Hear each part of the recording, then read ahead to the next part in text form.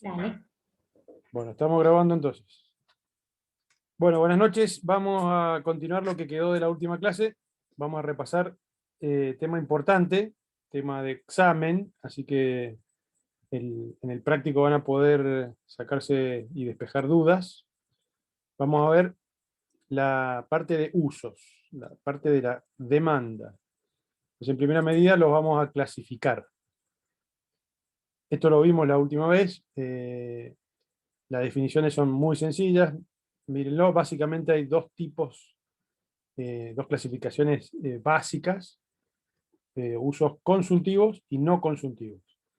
Eh, Aquel que usa el agua para un determinado producto o acción y o la devuelve en, digamos, en una calidad o cantidad inadecuada para un uso posterior, es uso consultivo. Caso contrario es el uso no consultivo, es decir, que utiliza el agua, pero la devuelve en las mismas condiciones en las que la recibió. Es difícil, existen algunos usos un poco más difíciles de valorar. Esto está muy relacionado con valoración económica del agua o de un recurso natural. Entonces existen ciertos usos, por ejemplo, un uso recreativo, un uso paisajístico, un uso cultural, que es difícil de cuantificar eh, para justamente valorar en términos económicos. Un uso, yo no gasto un glaciar si lo contemplo. Entonces estoy haciendo un uso del recurso hídrico, eh, satisfaciendo mi ocio, mi recreación. Es un uso y tiene un valor.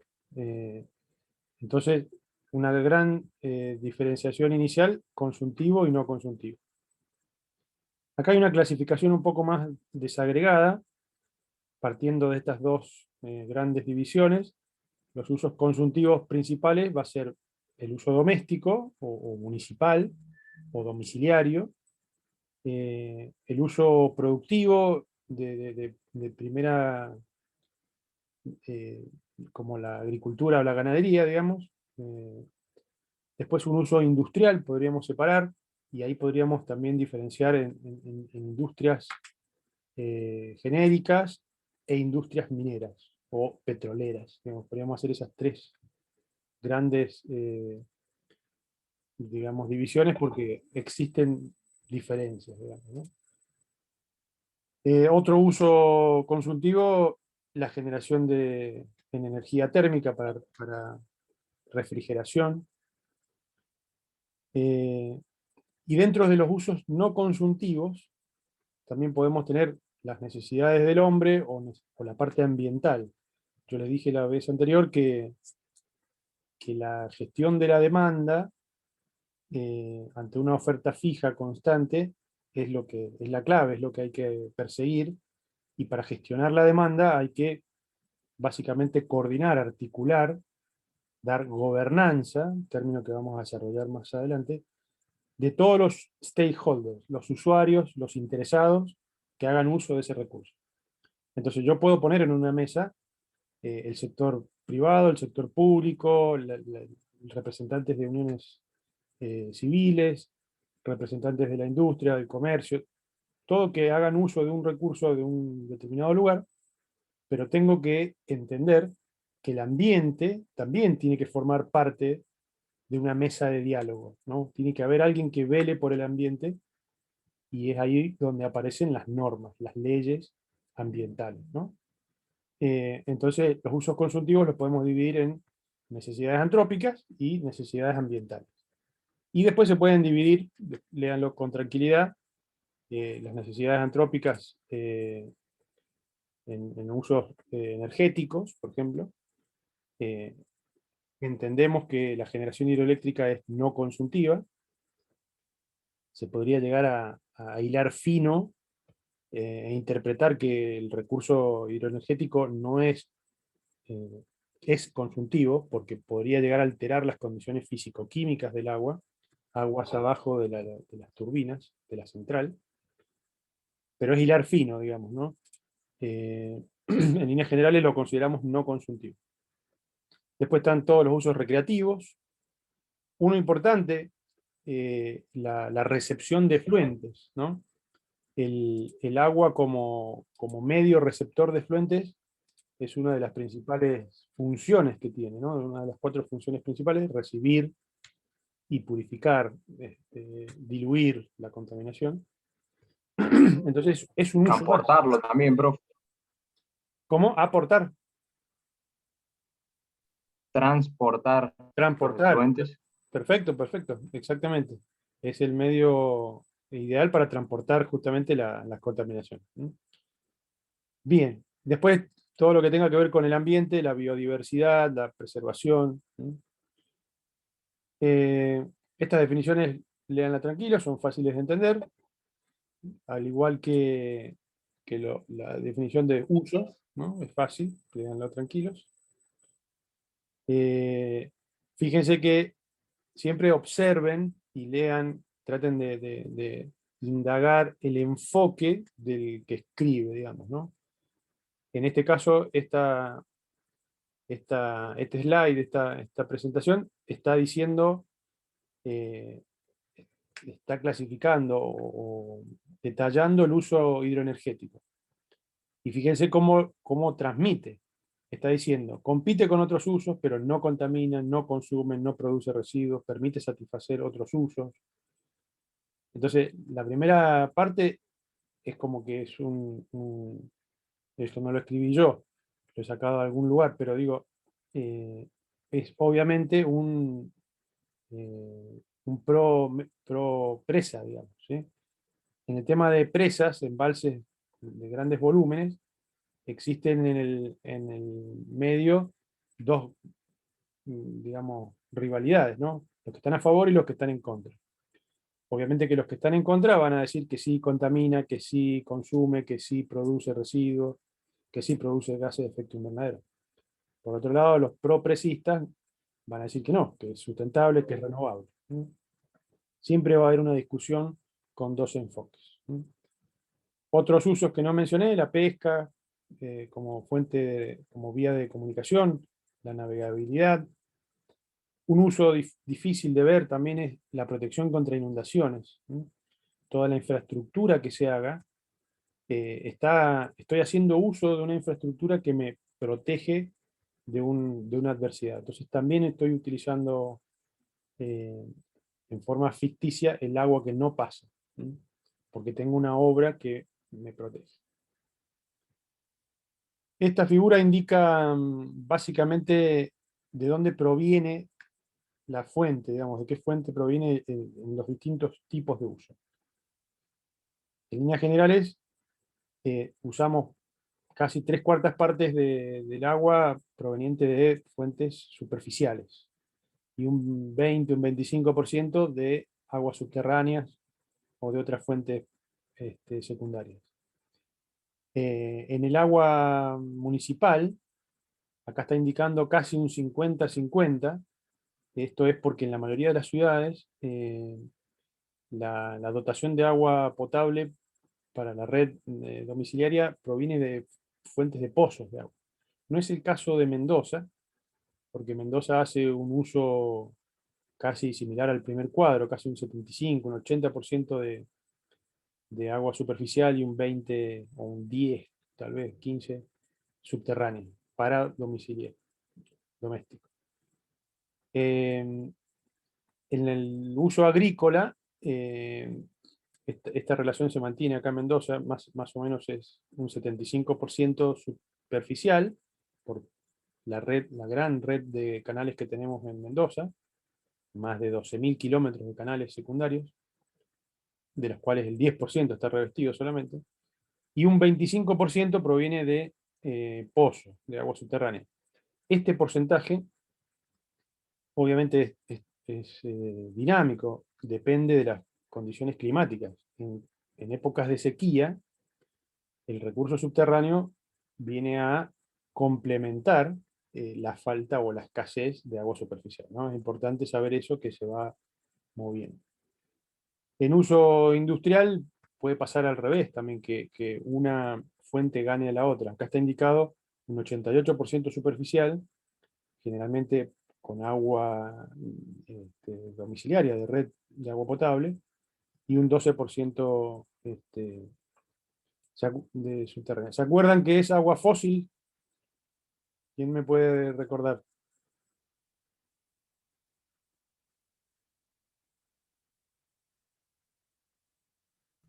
Es agua infiltrada en épocas muy pasadas. El acuífero también es agua infiltrada en épocas pasadas. Hay una diferencia. ¿No era que estaba como estancada? Bien, por ahí anda. Agua fósil es agua que proviene de una formación acuícluda o acuífuga. No es un acuífero, no tiene buena permeabilidad, no tiene transmisividad. Entonces es un agua estancada. Tampoco no tiene buena recarga. Bien, esta tabla indica algo similar a lo que se denomina huella hídrica o agua virtual. También lo comenté algo en la vez pasada, vamos a hacer más hincapié en esto más adelante, pero básicamente tiene que ver con reconocer la cantidad de agua presente en la producción de un producto o de un lugar. En este caso son productos, indicando, por ejemplo, que 1 kilo de carne de vaca necesita, consume, gasta consumtivamente 15.000 litros, 15 metros cúbicos de agua, también 15.000 litros, para producir una sola cabeza de ganado. Entonces nos da una idea también de cómo está el agua presente en todos los procesos, ¿no? Acá vemos una figura de Sudamérica. Nuevamente hacemos hincapié en la diagonal árida de Sudamérica, esta línea colorada, donde justamente estamos presentes, y esta figura de abajo indica el porcentaje de zonas áridas o semiáridas en los distintos países, y vemos que Argentina está bastante comprometida respecto a esto, ¿no? Superando un 60%. Después, en el cuadro de la derecha superior, tenemos las extracciones, ¿no? Los withdrawals de agua en función de los 3 principales sectores. Estas tablas también varían de país en país, de región en región. Básicamente en Argentina podemos hablar de un 70, un 75% de agua es consumida por el sector agrícola, es un gran porcentaje. Comparémoslo con otros países, ¿sí? Ven, hay una variabilidad grande. ¿De qué depende? Depende del tipo de producción que tenga ese país. Si es un país desarrollado, el uso agrícola va a estar disminuido, ¿sí? Si es un país con producción primaria, como es el nuestro, bueno, grandes áreas de cultivo, entonces van a requerir grandes cantidades de agua. Fíjense, en la columna central también nos da una idea de la industrialización que tiene ese país. Mientras más alto el uso industrial, más desarrollado tecnológicamente está ese país, porque va a requerir agua para sectores secundarios o terciarios, ¿no? Y el doméstico anda entre el 9, el 15, dependiendo, ¿no?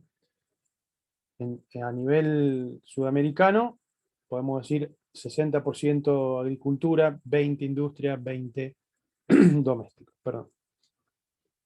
Acá abajo lo tenemos en unidades de volúmenes al año, y está dividido en la fuente. Fíjense que ahora hacemos discrecionalidad respecto de fuente superficial o secundaria. Entonces podemos decir que el riego, un 75% proviene de fuente superficial y un 25% subterráneo. Y así cada uno de los a nivel general, ¿no? Esta es otra tabla a nivel ya mundial. Podemos, por ejemplo, sacar algunas conclusiones, que se las he ido adelantando. Por ejemplo, fíjense, hay water withdrawals, son los usos, las extracciones de agua para los 3 principales usos consultivos. Fíjense que a nivel mundial la agricultura se lleva el 70%, el 20% para industria y un 10% para agua domiciliaria.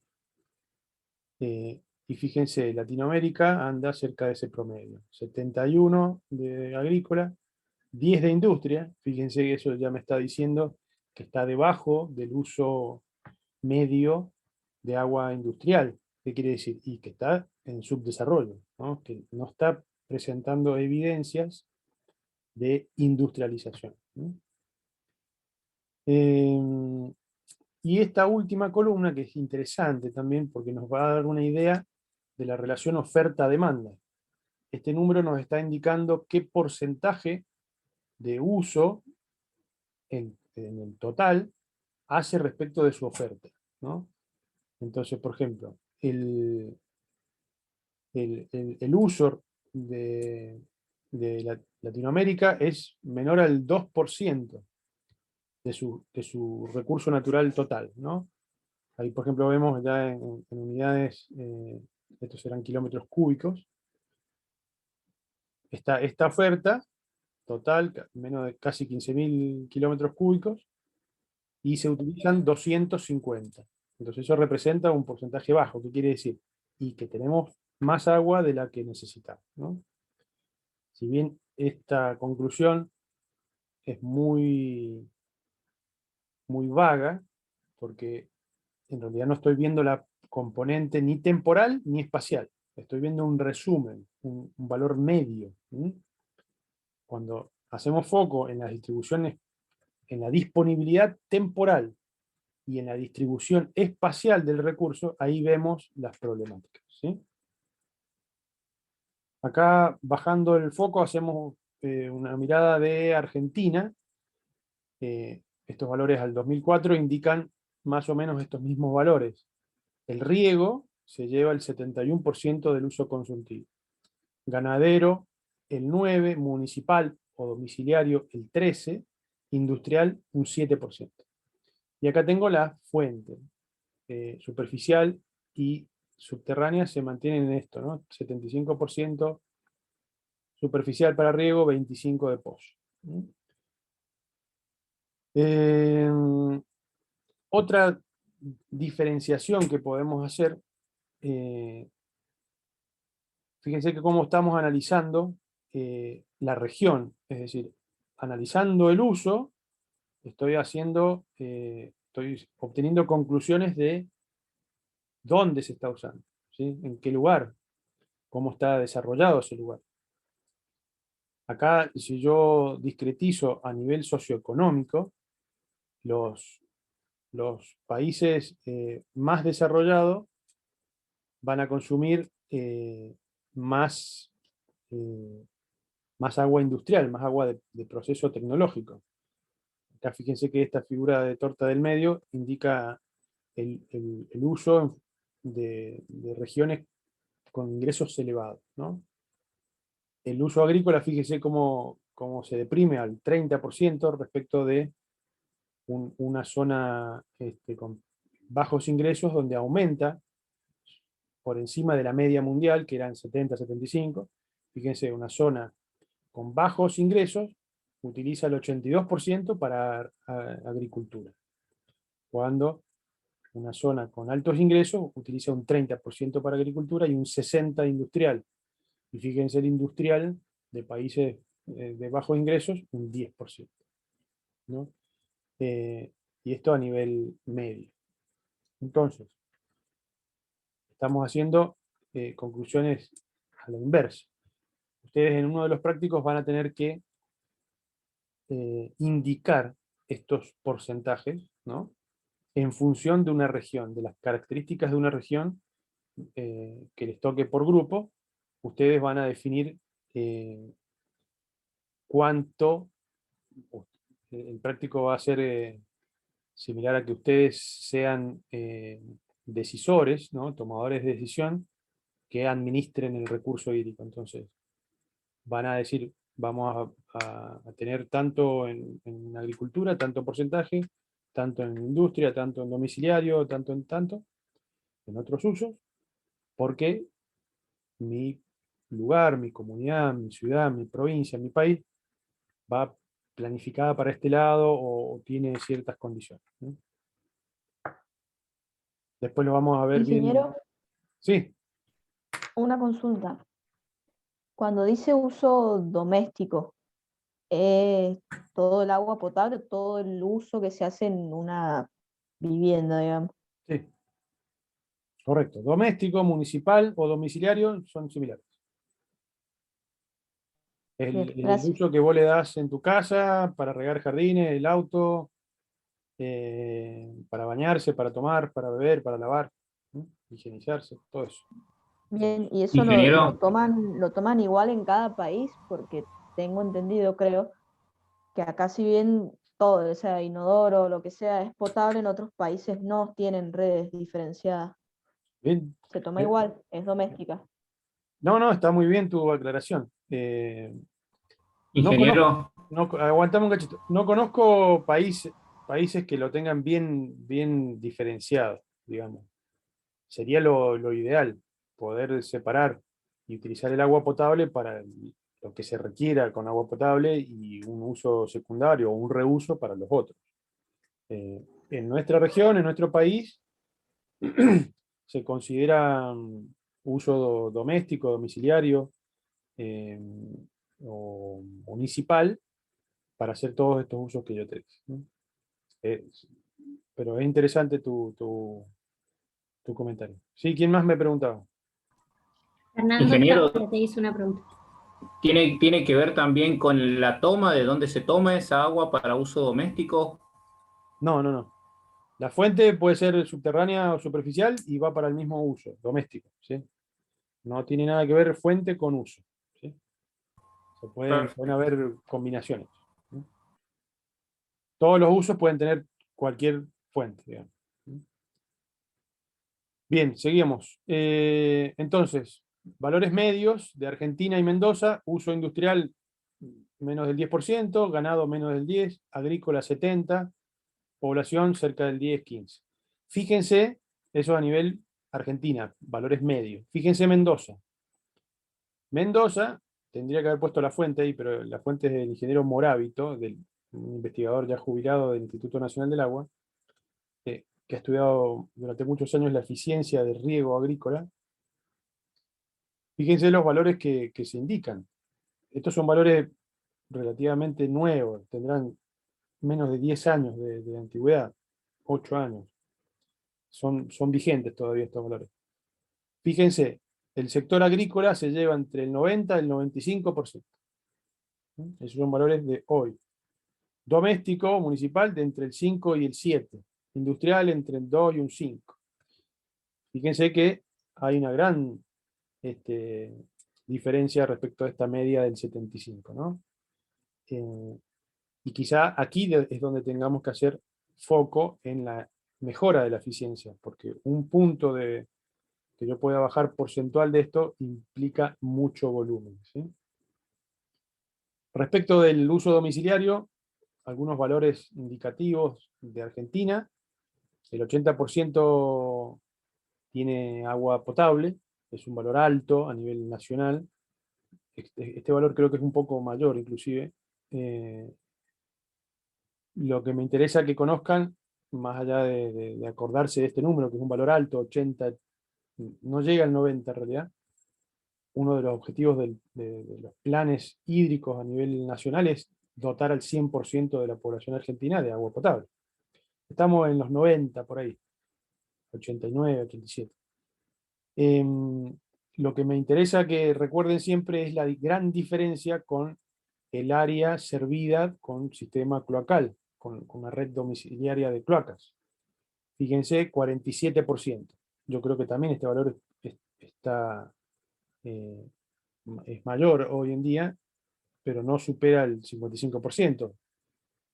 Entonces estamos con una diferencia importante entre brindar o llegar a un valor del 100% de agua de red cloacal en todos los domicilios. Y 43% del sistema de saneamiento mejorado tiene que ver con con tratamiento de efluente, ¿no? Fíjense lo que dice después, solamente el 12% del agua residual son tratadas antes de su vuelco. Nosotros tenemos la particularidad, al menos lo que puedan llegar a conocer o saber, lo vamos a ver también más adelante, un poco más en profundidad, cuando hablemos de reuso. Acá en Mendoza tenemos, en el Gran Mendoza, tenemos plantas de tratamiento de efluentes de líquidos cloacales de una, digamos, tecnología bastante aceptable, ¿sí? Existen en Argentina una cantidad grande de ciudades importantes que no tienen estos tratamientos básicos como lo tenemos nosotros, con plantas aeróbicas terciarias, digamos, o casi terciarias.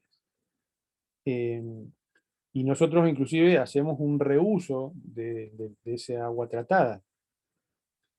Entonces estamos, por suerte, lejos de esta media a nivel nacional, ¿no? Pero en líneas generales, el agua se vuelca cruda en grandes receptores, como por ejemplo el Río de la Plata, o grandes cuerpos lacustres como el lago San Roque, por ejemplo, ¿no? En Córdoba, en Carlos Paz, las aguas son vertidas directamente en el lago, ¿no? Y después toda la contaminación que eso conlleva.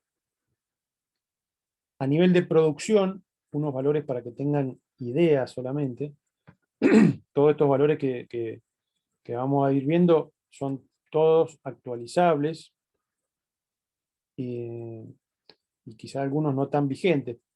La reunión pasada, donde habló el actual presidente de AISAM, indicó una producción, a mí me pareció mucho, pero indicó una producción de 800 litros habitante día.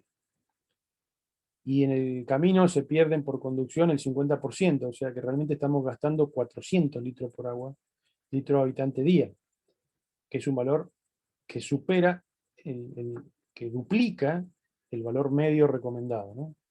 A nivel mundial. Pero sirven estos valores como para darnos esta sorpresa, digamos, ¿no? La producción media de agua potable, 400 litros, habitante día. Acá hay un récord indicado en San Juan de 650 litros habitante día. Yo creo que con lo que dijo Gallego en la reunión pasada, ya este pico se pasó acá en Mendoza. La producción mínima en La Pampa, 170 litros habitante día. Cuando analicemos bien los indicadores de Falkenmark y les toque alguna zona de La Pampa, van a tener que cuantificar la oferta, la cantidad de agua que tiene La Pampa versus la cantidad de habitantes, y ahí nos vamos a dar cuenta que La Pampa tiene poca disponibilidad de agua.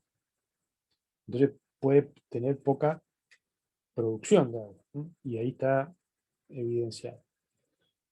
A nivel medio nacional, podemos decir que estamos en los 250 litros habitante día, ¿no? Recomendado, 100 litros habitante día como un valor muy eficiente. En líneas medias generales se acepta, se divulga 200 litros habitantes día, que probablemente lo hayan escuchado en otras materias cuando tengan que proyectar una planta de tratamiento, por ejemplo, una de potabilización.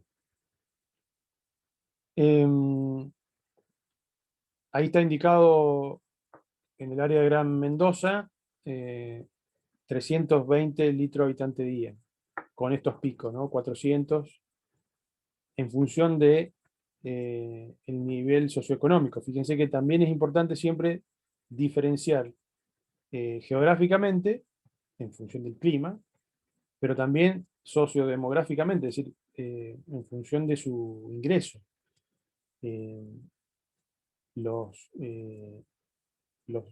Las zonas con ingresos altos tienen consumos altos, y las zonas con ingresos bajos tienen consumos bajos, ¿no?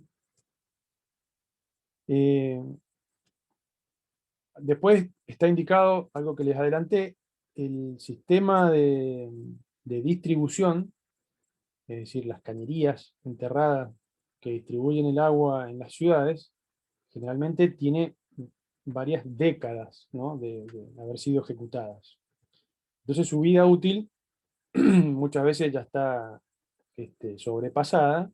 Existen materiales que ya no se utilizan más, como caños de fibrocemento o caños cerámicos inclusive, o cañerías de hierro, que con el tiempo se van destruyendo y bueno, van perdiendo capacidad de transporte. Entonces, acá en nuestra zona, y este es un valor que más o menos se puede comparar con otras zonas, digamos, un valor que me parece bastante, entre comillas, normal, perder por infiltraciones en conducción cerca del 50%, ¿no? Entonces, es un gran tema esto, porque si yo tengo que producir, yo como operador de agua, digo, tengo que producir el doble para que a los usuarios les llegue la mitad, estoy complicado, porque generalmente han habido falta de inversiones en las ampliaciones de las obras de potabilización, y la sociedad ha seguido aumentando, la población ha seguido creciendo, y la infraestructura no. Y todo lo contrario, la infraestructura va quedando obsoleta y voy teniendo cada vez más pérdidas, ¿no? Entonces es un tema muy crítico para los operadores. Termino acá con esto y hacemos un corte. Uno de los prácticos va a ser clasificar todos estos usos, ¿no? Entonces les explico que básicamente tienen que, cada una de estas filas, clasificarlas. Por ejemplo, el agua potable es una demanda de tipo rural y urbana, porque puede haber agua potable para zonas rurales. Entonces le puedo poner una R y una U acá. Puedo considerarlo como infraestructura. Este es el que más les cuesta colocarlo. Yo pondría agua potable como infraestructura básica, ¿sí? No es agricultura y no es industria. Esta tabla se llena por descarte, más que por al revés. En estas otras dos columnas tenemos que poner la fuente. El agua potable puede ser siempre de toma. Es decir, siempre voy a hacer una desviación del curso, ya sea con una obra de toma y una canalización, para que entre a la planta potabilizadora y después por conducción, o un pozo que saca agua del acuífero, lo potabiliza y lo distribuye. Entonces siempre es desvío del agua en su curso, entonces toma. En el curso es dentro del agua, en presencia del agua, en contacto con el agua. ¿Mm? Y el uso en la fuente in situ es en el lugar donde estoy yo ahora. Es decir, cuando vean cada una de las filas, piensen si están haciendo uso en el mismo lugar donde están leyendo. Eso es in situ. Y el más fácil, y el que no tienen que equivocarse, es en el tipo básico, consultivo o no consultivo.